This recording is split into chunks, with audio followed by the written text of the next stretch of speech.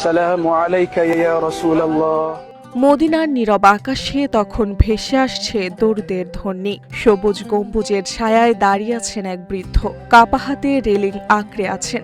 চোখ ভরা অশ্রুর সামনে প্রিয় নবীর রওজা মোবারক, ঠোঁটে ফিস ফিস করে দরুদ আর বুক ভরা কান্না। এই দৃশ্য নতুন নয়। প্রতিদিন প্রতি মৌসুমে পৃথিবীর নানা প্রান্ত থেকে আসা মানুষের ভিড়ে এমন অশ্রুসিক্ত মুহূর্তের সাক্ষী থাকেন মদিনা। তবে অনেকের মনে প্রশ্ন জাগে, নবীর রওজায় গেলে প্রত্যেক মুসলমানের কি কান্না আসে? কেন আসে এই কান্না? রওজা মোবারক যেখানে শায়িত আছেন মহানবী হযরত মুহাম্মদ সাল্লাল্লাহু আলাইহি ওয়াসাল্লাম, তার পাশে সমাহিত প্রথম খলিফা আবু বকর রাদিয়াল্লাহু আনহু ও দ্বিতীয় খলিফা ওমর ইবনুল খাত্তাব রাদিয়াল্লাহু আনহু। ইসলামের ইতিহাস, ভালোবাসা ও ত্যাগের এক অনন্য কেন্দ্রবিন্দু এই স্থান। তাই এখানে এসে আবেগ নিয়ন্ত্রণ করা কঠিন, বিশেষ করে যারা সারা জীবন এই মাটিতে কপাল ঠেকানোর স্বপ্ন দেখেছেন। এই রওজায় দাঁড়িয়ে নবী সাল্লাল্লাহু আলাইহি ওয়াসাল্লামকে সালাম দেবেন, নফল নামাজ আদায় করবেন, এমন স্বপ্ন যারা দেখেন তাদের পক্ষে আবেগ ধরে রাখা সম্ভব নয়। সেই আবেগ অশ্রু হয়ে ঝরে পড়ে মদিনার মুনাওয়ারায়। বিশ্বের বিভিন্ন প্রান্ত থেকে আসা অসংখ্য মানুষ ভিড় জমায় এখানে।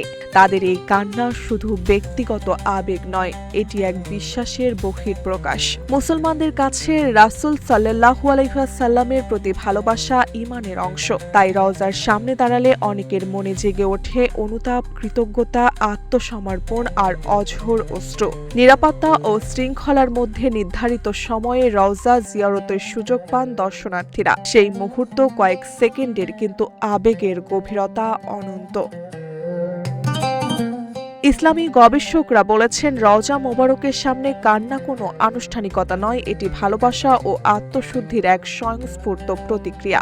কেউ কাঁদেন নিজের গুনাহ স্মরণ করে, কেউ কাঁদেন প্রিয় নবীর সুন্নাহ থেকে দূরে সরে যাওয়ার বেদনায়, আবার কেউ কাঁদেন কৃতজ্ঞতায় যে আল্লাহ তাকে এখানে আসার তৌফিক দান করেছেন।